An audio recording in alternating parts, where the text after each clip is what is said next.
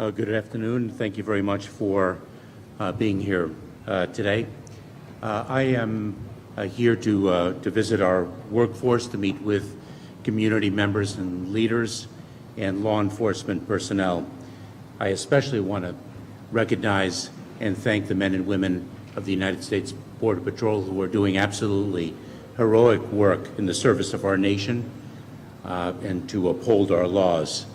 Under the leadership of President Biden, we are doing everything we can to provide them with the resources they need to do the work in the way they feel most proud. I want to introduce to you Raul Ortiz.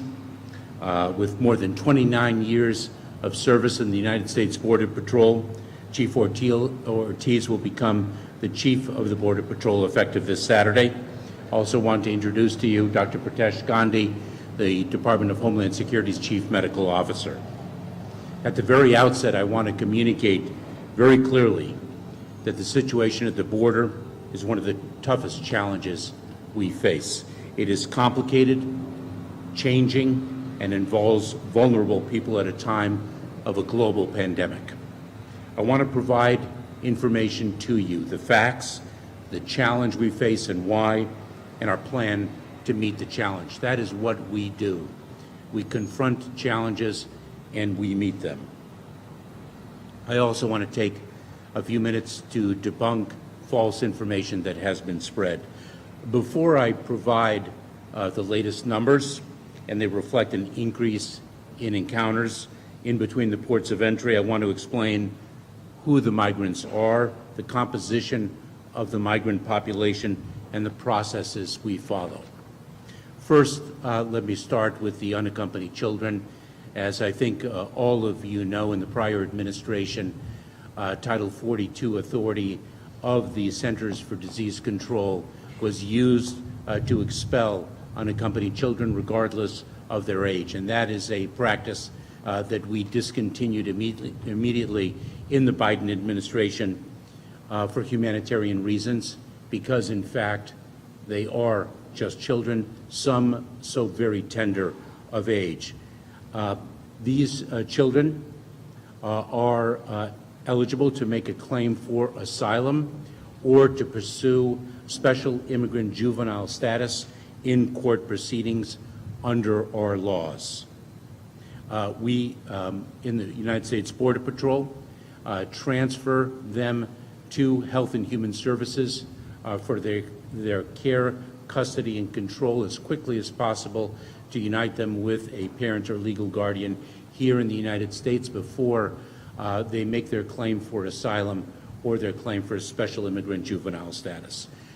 You will recall in March of this year, we experienced tremendous crowding in our Border Patrol stations of unaccompanied children, and I said then that it was a challenge for us, that we had a plan to meet that challenge, and that we were executing on that plan, and that it would indeed take time. That is what we did, and we cleared the Border Patrol of the overcrowding of the unaccompanied children in execution of our plan. Next, and of course I should say that of course we have unaccompanied children still in Border Patrol custody, but we are moving them much faster than we did in March and under the 72 hours that is required by law. Next, we have the single adults. Single adults, the great majority of single adults are expelled under the Title 42 authority, the public health authority of the Centers for Disease Control. They are processed very quickly, turned around, and sent back. If they are not expelled, they are placed into removal proceedings, which are immigration enforcement proceedings. They are prosecuted for removal and are removed unless they make a successful claim for relief and establish that they are entitled to remain in the United States under the laws that Congress has passed. Finally, the third category of individuals are families, individuals who comprise family units. They are expelled under the Title 42 authority unless we are unable to do so. For example, in certain parts of Mexico, they have no longer any capacity to receive expelled families.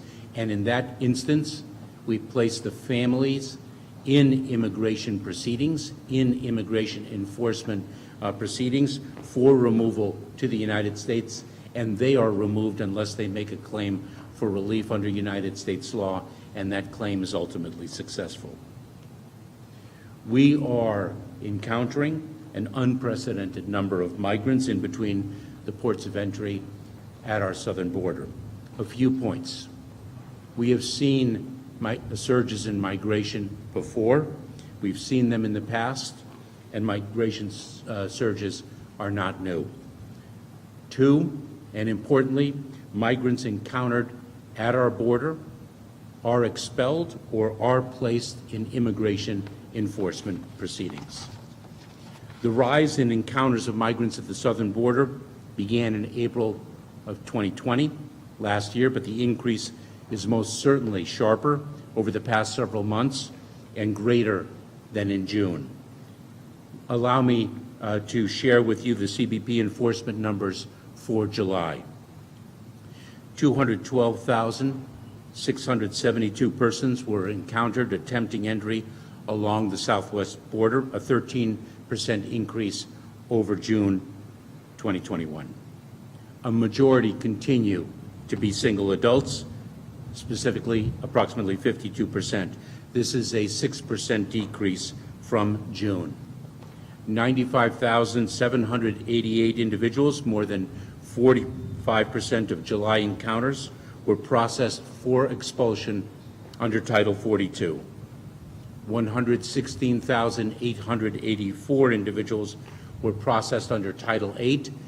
Those are removal proceedings, immigration enforcement proceedings, as distinct from Title 42 Public Health Authority proceedings under the CDC's authority. 85,563 single adults, or 78%, were processed for expulsion under Title 42, with 24,880 processed under Title 8. Lastly, 9,948 family unit individuals, or 12%, were processed for expulsion under Title 42, with 73,018 processed under Title 8.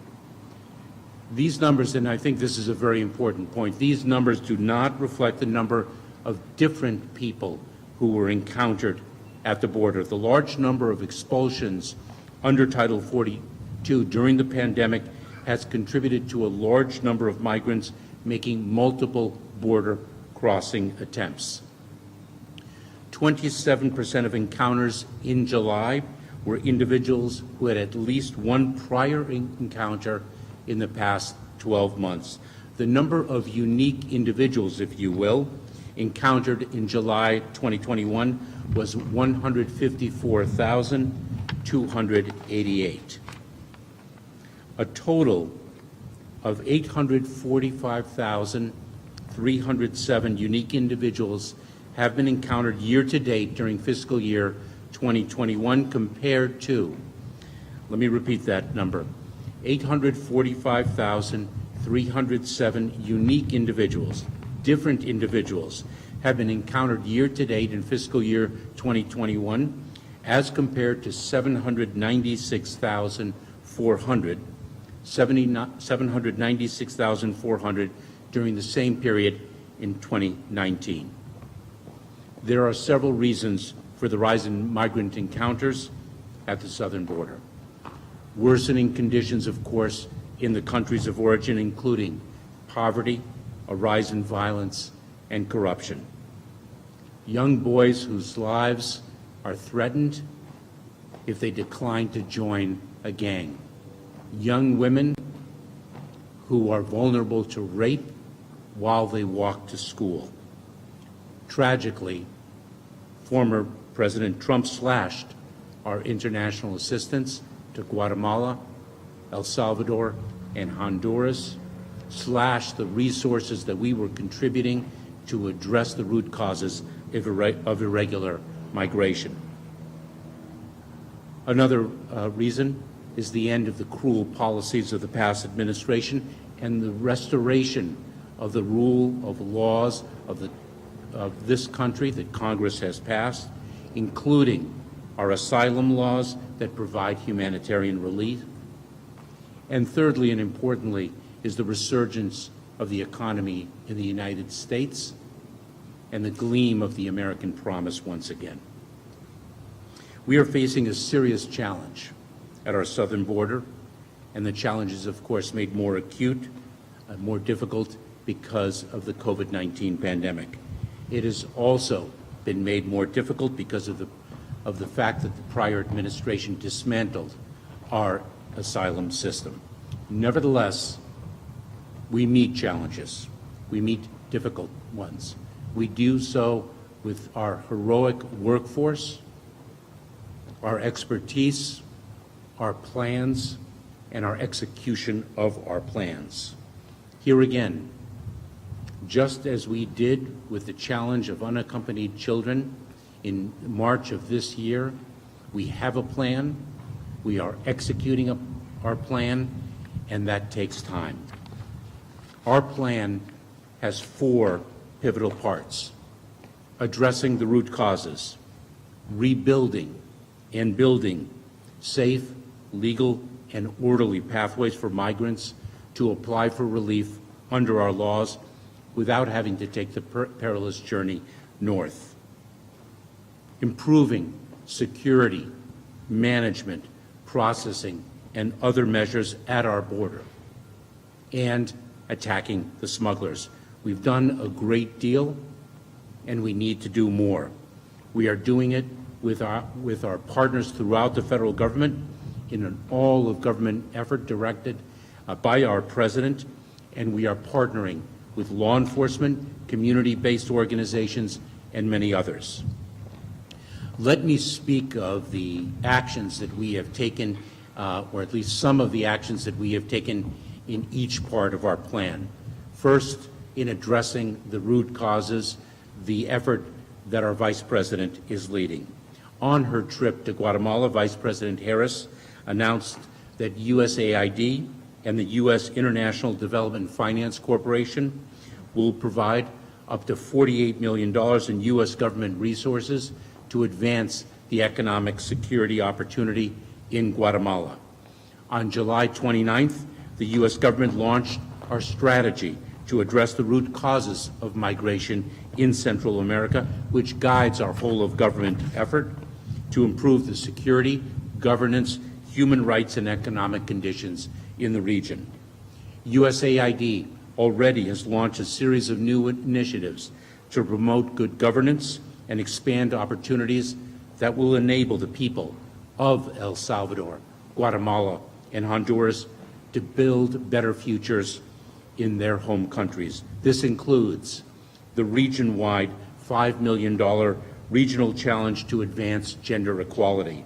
In Honduras, nearly $24 million to expand employment opportunities and promote civic and election participation and integrity. In El Salvador, nearly $12 million to help small businesses recover from the impact of COVID, as well as new multi-year solicitations for up to $115 million to address crime and violence, including gender-based violence, and provide opportunities to youth and others. In Guatemala, more than $19 million to strengthen anti-corruption efforts. These are but a few of the examples of the efforts that are already underway to address the root causes of irregular migration. Let me speak about what we have done and what we have underway to build safe, legal, and orderly pathways so that people do not need to take the perilous journey north. On June 10th, the U.S. government announced more than $57 million in funds to support urgent humanitarian needs of vulnerable refugees and migrants in Central America. The Department of State opened the first Migration Resource Center in Guatemala to provide individuals with protection screening and referrals to asylum, refugee resettlement, and parole options. And I had the privilege and opportunity to visit the Migrant Resource Center in Guatemala last month. The President issued a new fiscal year 2021 presidential determination on refugees that created 5,000 slots for refugees from Latin America and the Caribbean. On March 10th, our department, the Department of Homeland Security and State, reopened the Central American Minors, or CAM, program to reunite children who are nationals of El Salvador, Guatemala, or Honduras with their parents in the United States. On June 15th, we announced the expansion of the Central American Minors program. That was a program that was working and that President Trump dismantled. DHS set aside 6,000 H-2B visas for temporary non-agricultural workers for nationals from Honduras, El Salvador, and Guatemala. On July 29th, last week, the U.S. government, we launched the Collaborative Migration Management Strategy, the first of its kind, to strengthen cooperative efforts to manage safe, orderly, and humane migration in North and Central America. We are also, as I mentioned, improving processing at the southern border and implementing other measures, not only to stop recidivism, but to tackle the challenge in other ways, including to strengthen enforcement. We have deployed additional personnel to the southern border. We have increased lateral flights of migrants to address capacity constraints in Mexico. Our expulsion flights are now increasingly moving into the interior of Mexico, so recidivism is not as easy. We are doing so in collaboration with Mexico. We are prosecuting individuals who've been previously removed from the United States because they have unsuccessfully made a claim for relief under our laws. We are undertaking expedited removal proceedings. Under our law, we have in certain circumstances the ability and the capacity to accomplish the removal of individuals who do not qualify to remain in the United States, to do so more expeditiously, and we are using those authorities. In partnership with the Department of Justice, we are proceeding in accelerated fashion with immigration court proceedings to deliver justice more rapidly without compromising due process. We are working with Mexico to increase interdictions. I visited Mexico with other officials in the administration, but 2 days ago, to speak about how we can more effectively partner together and what more they can do in the context of our overall relationship as close partners. We have increased our law enforcement operations in partnership with the Mexican authorities. I met again with the Attorney General of Mexico, as well as north of the border here in the United States, in an all-of-government effort, working in task forces both within the Department of Homeland Security and with our partners in the Federal Bureau of Investigation, in the Drug Enforcement Administration, and other law enforcement agencies across the federal enterprise. We are prepared to do more as the situation warrants. It is critical that intending migrants understand clearly that they will be turned back if they enter the United States illegally and do not have a basis for relief under our laws. We are also, at the same time, developing and implementing foundational changes to the system, addressing problems that have existed for many, many years but have never been solved. In the coming days, our department will announce that we are making changes and improvements to how we process asylum claims. We continue to rebuild our immigration system to ensure fairness and promote equity.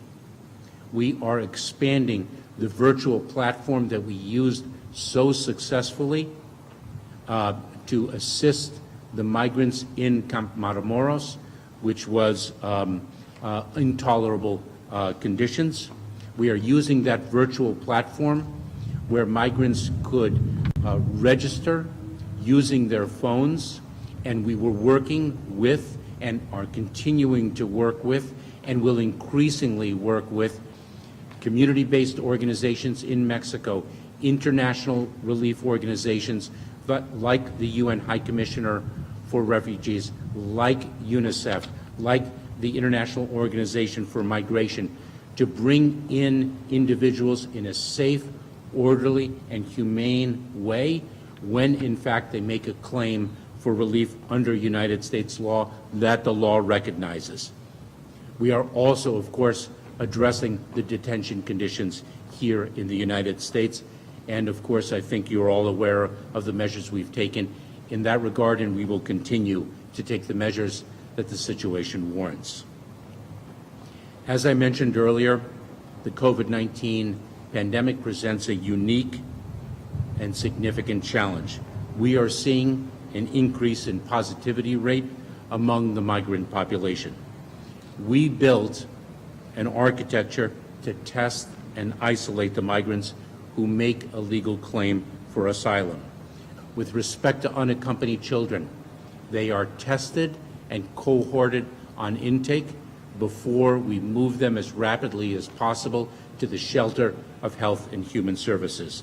With respect to families, we continue to operate centers where families are tested and isolated as needed. We are working and have established a system with non-governmental organizations in the communities to test and isolate family members as the situation warrants.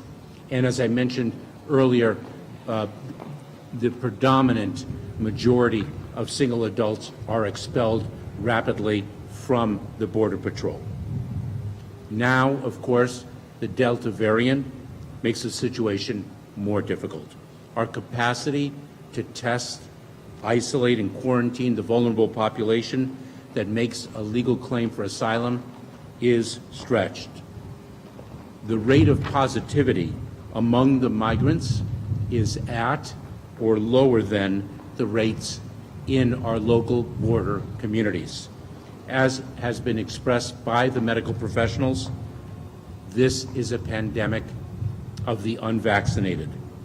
We are building new capacity to address the situation, and we are doing so as rapidly as possible.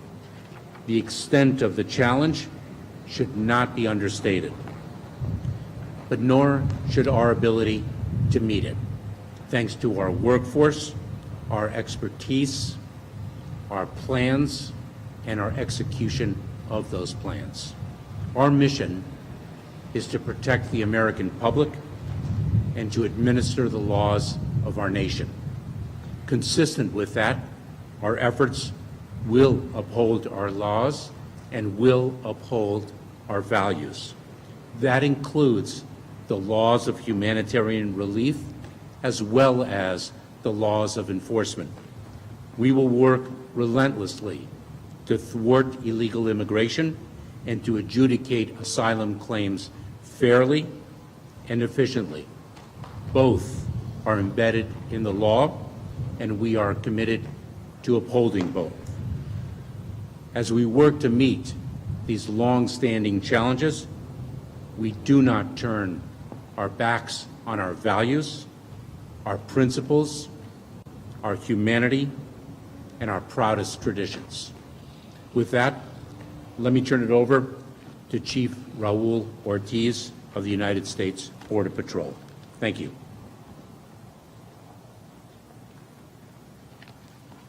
Thank you, Mr. Secretary, and thank all of y'all. You know, what we've seen today has certainly been an opportunity for the Secretary to meet with our men and women that are out there on the front lines. We've met with our Border Patrol agents, our volunteer force, our other agency partners. The Secretary and the rest of the leadership were able to meet with our sheriffs and our DPS state partners, as well as our elected officials from county and local governments, all the way from Del Rio to the Rio Grande Valley. We recognize that here in South Texas, we are responsible for about 60% of the illegal migration traffic that happens along the southwest border. And so it is incumbent upon us to ensure that we have the necessary resources to combat both the illegal migration as well as those other threats that we are experiencing on a daily basis. Secretary, I'm grateful that you have allowed me to lead the men and women. I'll be the 25th Chief of the United States Border Patrol, and I take that responsibility with tremendous pride, not only in what I'm going to be able to provide in support for the men and women of the United States Border Patrol, but as well as to be able to advocate for those resources that are needed here in South Texas and across the 2,000 miles, as well as our northern border and our coastal sectors. One of the things that we heard significantly today is that, the impacts to these border communities, and we are continuing to add as much capacity as we possibly can. As the Secretary mentioned, we have moved more Border Patrol agents here into South Texas, and we are continuing to shift our resources against those threats that we are experiencing on a daily basis. I was mentioning to the Secretary earlier, when I was a young agent back in 1996, Brownsville was the busiest place in the country, and we have managed to turn that around. We will do the same thing with this current migration that we are experiencing at this time. We will have an opportunity to certainly impact, but we're going to do it in a humane way, and we're going to do it with tremendous dignity, not just for the populations that we are encountering, because it is a complex situation. The demographics of the people that we're encountering are much different than when I started 30-plus years ago. What we're experiencing now with unaccompanied children, family units, migrants from countries that we traditionally don't experience these tremendous flows from, or what our Border Patrol agents are faced with each and every day. And then you compound that with this COVID threat, and in any given day, I may have between 300 and 400 Border Patrol agents that are in a quarantine status. And as you know, I wear this black badge over my the black band over my badge because we've lost 8 Border Patrol agents in the line of duty to COVID or to other events, and one is too many.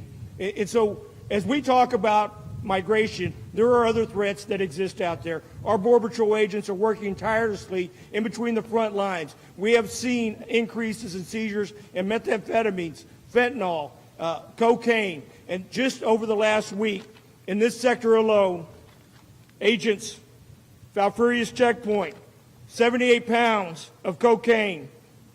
That's cocaine that would have made it into our inner streets had it not been for the diligence and hard work of the men and women of the Border Patrol.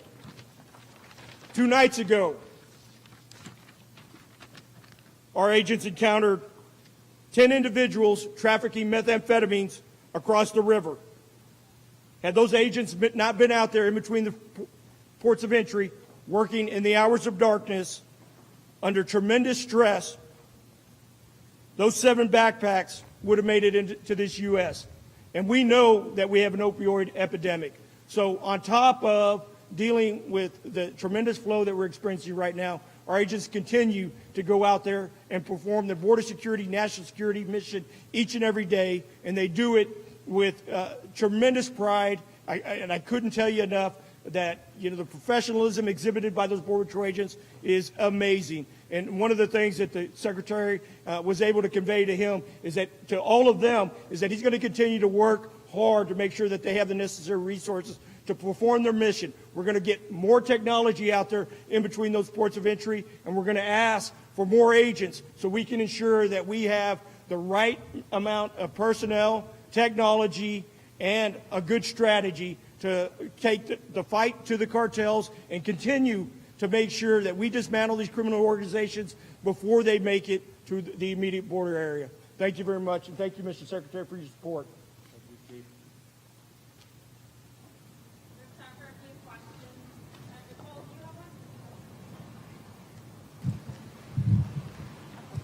Thank you, Mr. Secretary. CBS News went inside Enzel Duas Park, where a tent city sprung up overnight because a public park outside is the only available option left for local officials and NGOs now scrambling to test and quarantine families released from U.S. custody.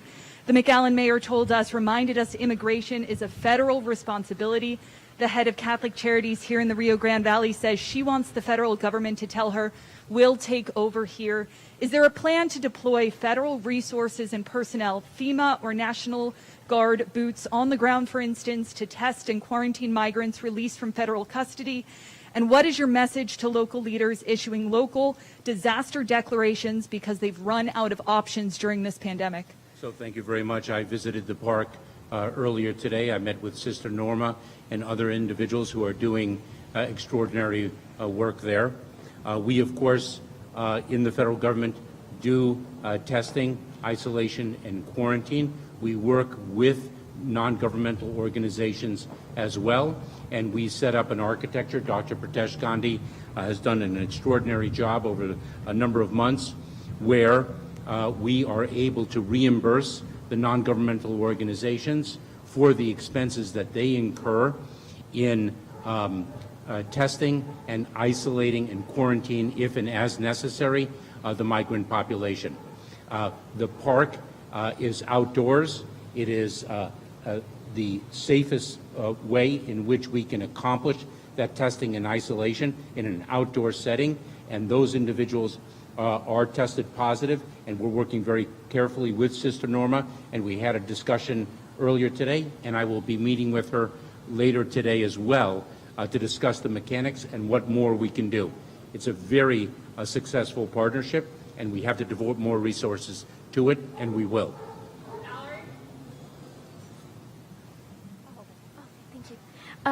Secretary, thank you for this conference. So you mentioned that the U.S. has started to send migrant Central American families deeper into Mexico as a strategy to prevent them from traveling north again. Is this part in response to the pushback that Mexico has that you've experienced, that the U.S. has experienced in receiving some of those Title 42 families, or is this, these changes reflect some of the new international coordination to stem migration?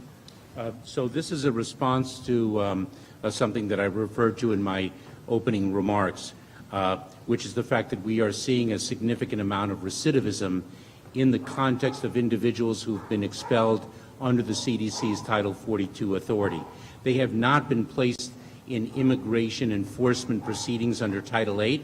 Instead, we use the Title 42 authority to basically turn them around.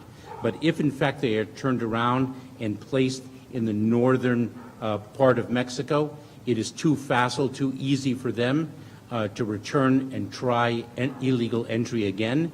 And so in response to that recidivism, to deter and prevent that recidivism from occurring, we are expelling them further into the interior of Mexico, where it's far more difficult to try again.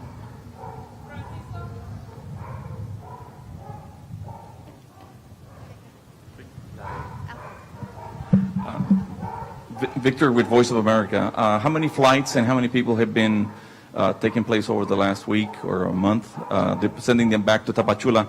And how is Mexico responding to sending Central Americans within Mexico, I guess? So I will have to get back to you on the specific data with respect to the number of flights. But what we are doing in terms of our enforcement efforts is in collaboration with the Mexican government. For the second time, I traveled to Mexico, but 2 days ago, to speak about the need to increase the number of flights into the interior of Mexico to deter that recidivism. We are speaking with Mexico in the context of our overall relationship, not just on issues of migration, but on issues of economic partnership, such a significant trade and travel partner of ours, one of the most significant trading partnerships in the world. In that context, we're speaking about what greater interdiction efforts they can employ to stem the flow, and we are of like minds in that regard.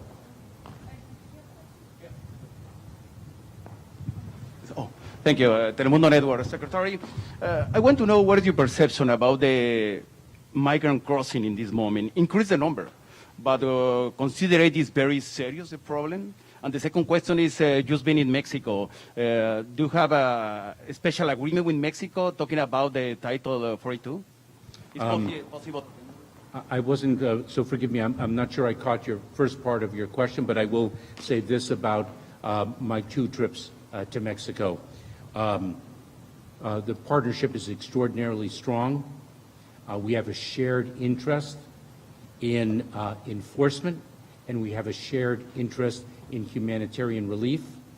The fact that those 2 coexist in addressing this challenge makes it that much more complex.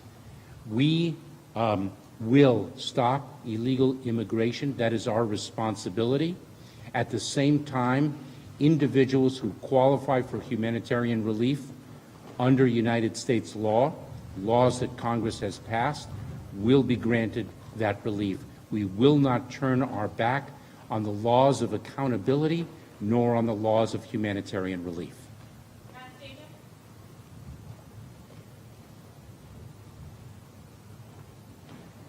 Thank you so much, Secretary, for taking my question. Anastasia Bolton, KENS 5 in San Antonio. How do expulsion flights to southern Mexico comply with our asylum laws and administration's verbal commitment that you reiterated today of a humane immigration system? Because the administration is dropping people off in the middle of Mexico. They have no resources and no way back home. Thank you. So we are working with Mexico to ensure that the individuals who are subject to the expulsion flights, their needs are addressed.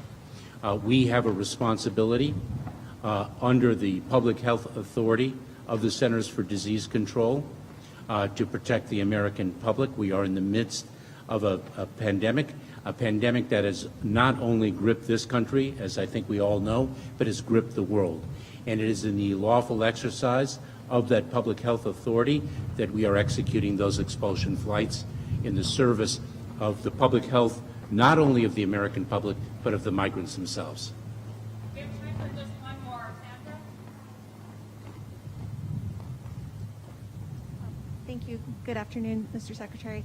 It's a little hard for Can me you to- hear me? Good Yes. afternoon, Mr. Secretary. Question, want to revisit the COVID testing conversation that you had a little bit earlier. There are some communities like Laredo that do not have NGOs that have set up testing ability, and there's some pushback that's starting to begin from those communities who are refusing to accept migrants from, say, the RGV family units who are being sent because they are showing a COVID positivity rate. Can DHS test those family units prior? What are you doing to alleviate that concern in those areas? I'm glad you asked that question because this is an area of significant focus of ours. We have built an architecture. The fact of the matter is there are communities that have greater capacity than others. Some communities have greater non-governmental organization capacity than do others, and we are building new processes to make sure that the migrants are tested, cohorted during transportation, isolated and quarantined as necessary, and we are surging federal resources to address that need. Thank you so much. Thank you all very much for joining us.